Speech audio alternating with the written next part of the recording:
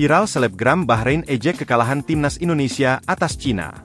Sebuah video viral di sosial media menunjukkan selebgram Bahrain yang mengejek kekalahan timnas Indonesia atas Cina di kualifikasi Piala Dunia 2026. Bahkan lebih parahnya lagi, selebgram Bahrain melecehkan lagu Indonesia Raya sebagai backsound. Seperti diketahui, timnas Indonesia baru saja takluk atas Cina pada matchday keempat grup C ronde ketiga kualifikasi Piala Dunia 2026 zona Asia, Selasa, 15 Oktober 2024, malam. Hasil duel Cina versus timnas Indonesia di Qingdao Youth Football Stadium berakhir dengan skor 2-1.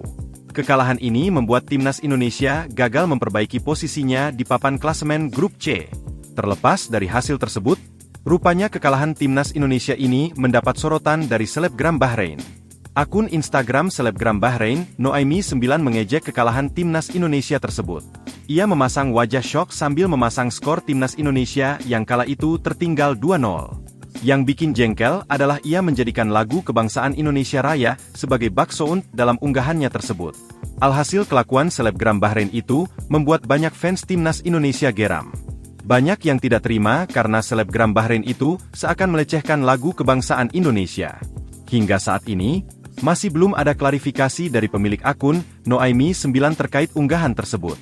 Sekadar diketahui, hubungan antara Indonesia dan Bahrain memang lagi memanas akhir-akhir ini. Hal itu buntut kontroversi laga matchday kedua grup C antara Bahrain versus timnas Indonesia yang berakhir imbang 2-2 pada Kamis, 10 Oktober 2024 Download Tribun lalu. X sekarang, menghadirkan lokal menjadi Indonesia.